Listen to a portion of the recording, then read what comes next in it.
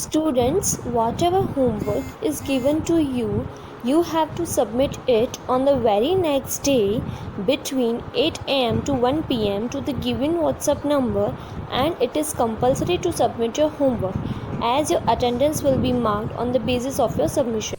Welcome students, this is Nitin Sharma, your maths teacher, and today we are going to start with how to compute compound interest by using formula. Okay इससे पहले वाले lecture में हमने compound interest find करना सीखा था, लेकिन वो लॉन्ग मेथड थी, हमें वन ईयर का करके फाइंड करना पड़ता था. ओके इसमें हम देखेंगे कि किस तरह हम कंपाउंड इंटरेस्ट डायरेक्ट फॉर्मूला से हम फाइंड कर सकते हैं. So we have given let P be the principal, your principal amount, and rate of interest is R% per annum. Okay, per annum means annually आपको दिया हुआ. If the interest is compounded annually, then the amount A and the compound interest, that is CI, at the end of n years are given by A is equal to P whole bracket 1 plus R by 100 raised to the power n, and CI is your amount minus principal. हमें ये चीज prove करनी है. Okay कि A का formula क्या है? A means your amount is equal to your, this is your principal, and R means your rate of interest, and n is time period means number of years. Okay, so हमें ये चीज prove करनी है. So let's proceed. What we have P is equal to your principal amount. P is your principal, and rate of interest is R% per annum. Okay, so interest after 1 year कितना होगा? Interest after 1 year, interest का formula क्या था? P R T multiply divide by 100. So your P is principal multiply R, and T is your 1 year. So 1 multiply 1 is as it is, and divide by 100. This is your interest after 1 year. Okay, and amount at the end of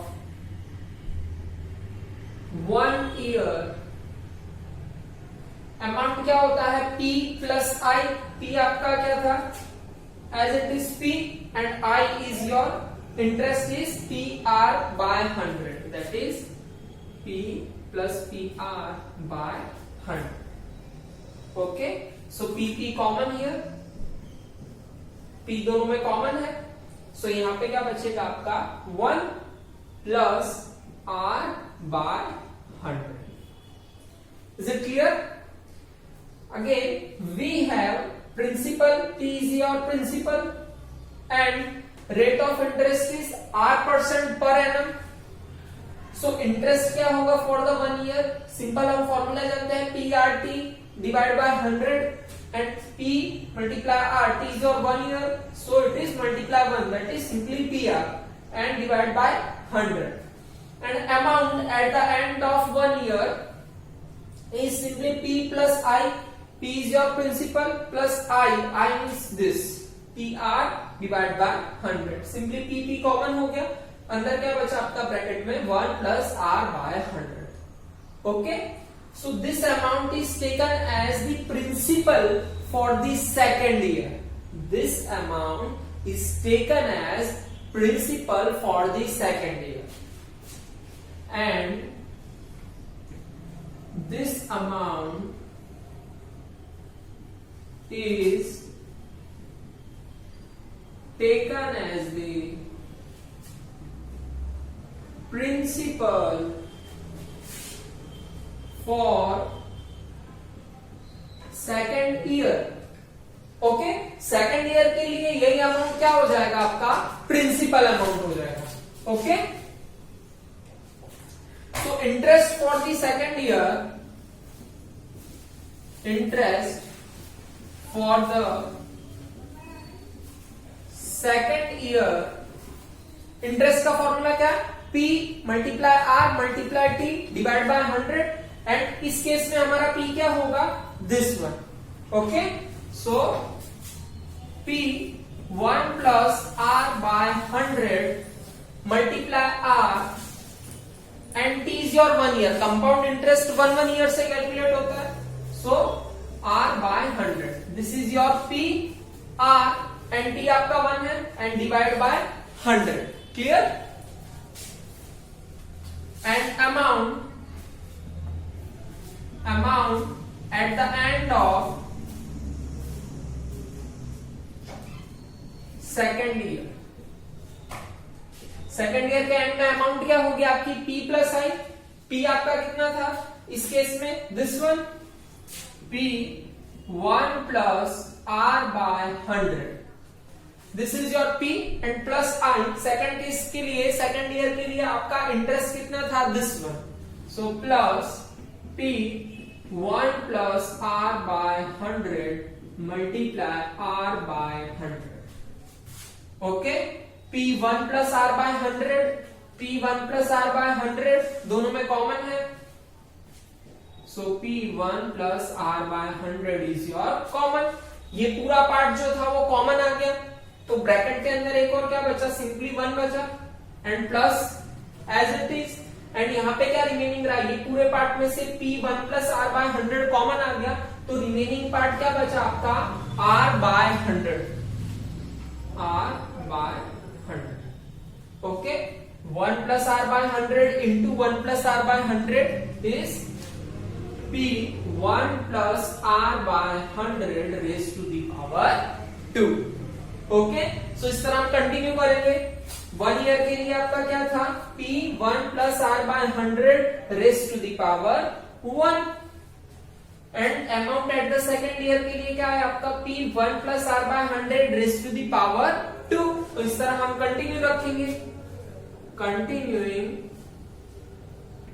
in this manner, so you will gate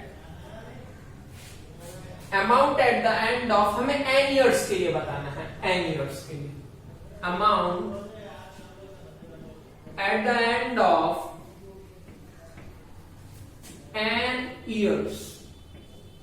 n years के लिए क्या हो जाएगा? P 1 plus R by 100 raise to the power n हो जाएगा. Second year के लिए 2 था, फर्स्ट ईयर के लिए 1 था.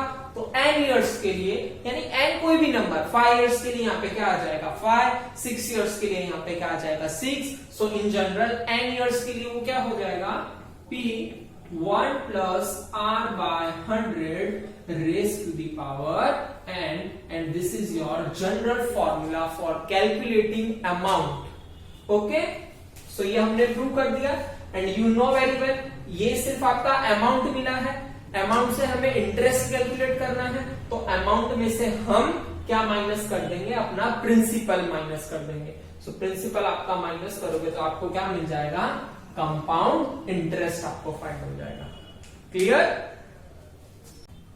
Now our next topic is rate compounded annually और हाफ ईयरली. अभी तक हमें जो रेट गिवन रहता था, that is suppose R is equal to 5%. उसके बाद लिखा रहता था that is per annum and compounded annually given रहता था हमें. ओके, अब हमें एन्युअली ना देकर हमें क्या दे सकते हैं? हाफ ईयरली अगर हो तो क्या कोई सम में चेंज होगा? तो यस, चेंज होगा. उसे ही समझने के लिए हमें ये देखना है. क्लियर? सो हम इसमें 2 केस से समझते हैं. एक हम ले लेते हैं कंपाउंडेड एनुअली वाला case and compounded half yearly वाला केस. क्लियर? सो 2 केस से हम इस चीज को समझते हैं. That is case number 1 and case 2. Case 1 में आपका सेम अमाउंट ले लेते हैं. Say P is equal to 100 rupees. इसमें भी हम P is equal to 100 rupees. Okay, rate of interest इसमें ले लिया हमने 10% per annum, which is compounded annually. Compounded annually. Okay, इसमें मैंने ले लिया रेट 10% ही, रेट 10% ही ले रहा हूं per annum, but which is compounded half yearly. Okay, तो अब इसमें चेंजेस कहां पे आए? ये वाला आप जानते हो किस तरह से सॉल्व करना है, दैट इज आपको इसमें इंटरेस्ट फाइंड करना होता है, यानी कि इसमें आपका गिवन टाइम पीरियड क्या रहेगा, आपका कंपाउंडेड एनुअली है, मींस 1 ईयर के लिए आपको इसे फाइंड करना है। So t is equal to your 1 year, annually find करना होता है 1 ईयर। एंड इसमें आपका t क्या रहेगा, आपको कंपाउंडेड करना है half yearly, means time period is 6 months, और we can say half year. Clear? So इस केस में आपका इंटरेस्ट क्या रहेगा, I is equal to P multiply R multiply T divide by 100, that is P is your 100, R is your 10% and T is your 1 and divide by 100. So 100 से 100 cancel out. Okay, so you will get here is I is equal to 10 rupees. Interest आपका क्या आया 10 rupees, and amount क्या हो जाएगी इस case में, amount is equal to P plus I. Clear? P plus I हो जाएगी, एंड P क्या है आपका 100 है, प्लस I क्या है आपका 10, तो आपकी अमाउंट क्या हो जाएगी 110 रुपीज। क्लियर? ये था आपका कौन सा केस, जब R आपके 10% per annum and compounded annually given है, मींस कंपाउंडेड ईयरली गिवन है। बट अगर आपको कंपाउंडेड हाफ ईयरली बोला हो या सेमी ईयरली बोला हो, एक ही बात है, तो आप उसको किस तरह से कैलकुलेट करोगे? पहले हम लॉन्ग मेथड देख लेते हैं, फिर जैसे इस सम का आपने डायरेक्ट फॉर्मूला देखा था, that is a is equal to p 1 plus r by 100 whole raised to the power 10. वैसे इसका भी डायरेक्ट फॉर्मूला है, उससे पहले हम इसको लॉन्ग मेथड से देखते हैं, that is t is equal to half years आपका हो गया। इस केस में आपका i क्या हो जाएगा, आपको हाफ ईयर के 2 टाइम पीरियड लेने हैं, that is p r t divide by 100, p is your 100, rate is your 10 and time period is 1 by 2 years, 1 by 2 and divide by 100. तो यहां पे आप ऑब्जर्व कर सकते हो क्या चीज, कि दिस वन इज, ये क्या कर देता है, रेट को हाफ कर देता है।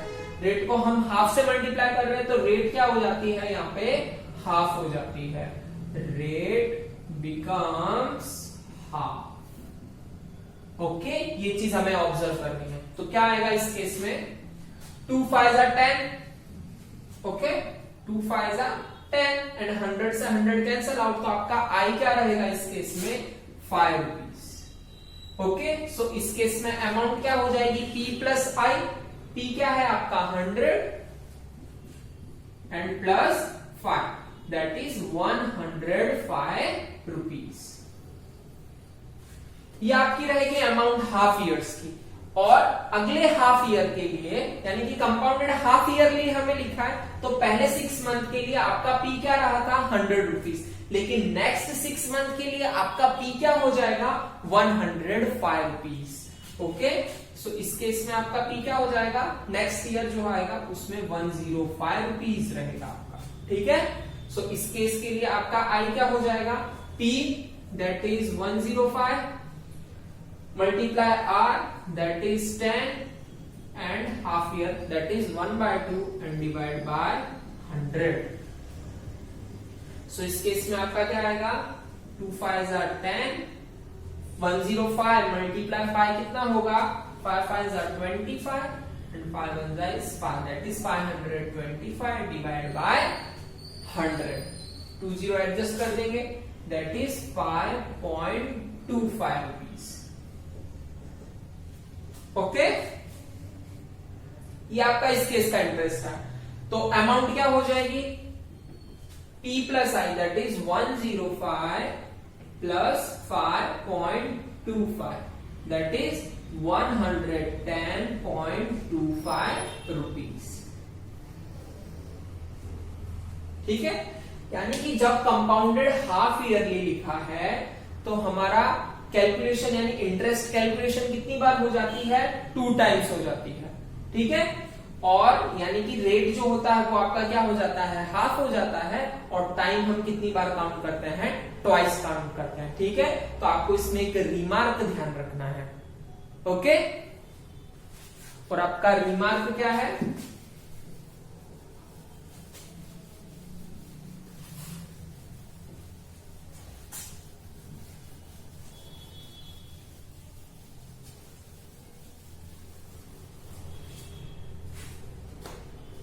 इसमें रिमार्क आपको ध्यान रखना है, if interest is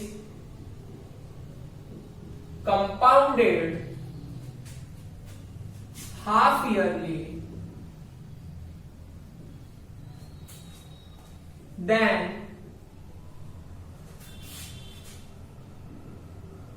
interest will be calculated 2 times। Interest हमें कितनी बार कैलकुलेट करना पड़ा था, इस केस में 2 टाइम्स कैलकुलेट करना पड़ा था। सो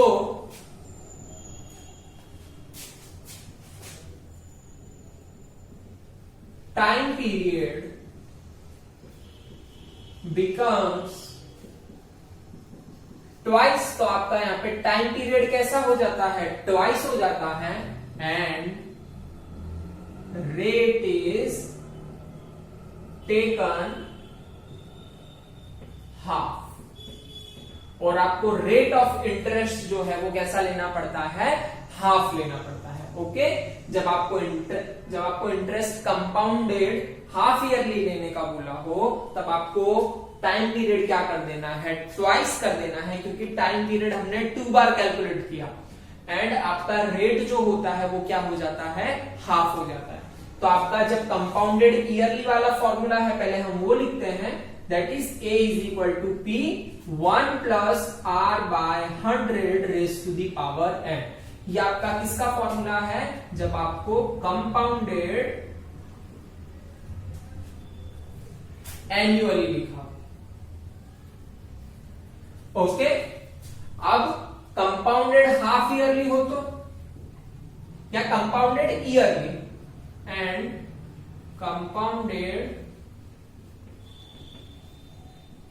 हाफ ईयरली हो तो क्या चेंजेस होगा, यस, टाइम पीरियड क्या हो जाएगा, ट्वाइस हो जाएगा।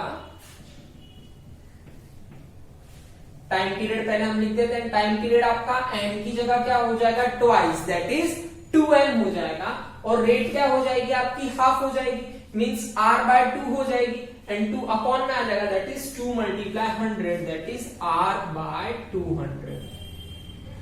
Okay, so this formula is for compounded half yearly, जब आपको अमाउंट फाइंड करनी हो और आपको गिवन क्वेश्चन में हो कि रेट ऑफ इंटरेस्ट जो है वो कंपाउंडेड हाफ ईयरली बोला हो, तब आपको ये फॉर्मूला यूज करना है, और रेट ऑफ इंटरेस्ट जब आपको कंपाउंडेड ईयरली बोला हो तब आपको ये फॉर्मूला यूज करना है।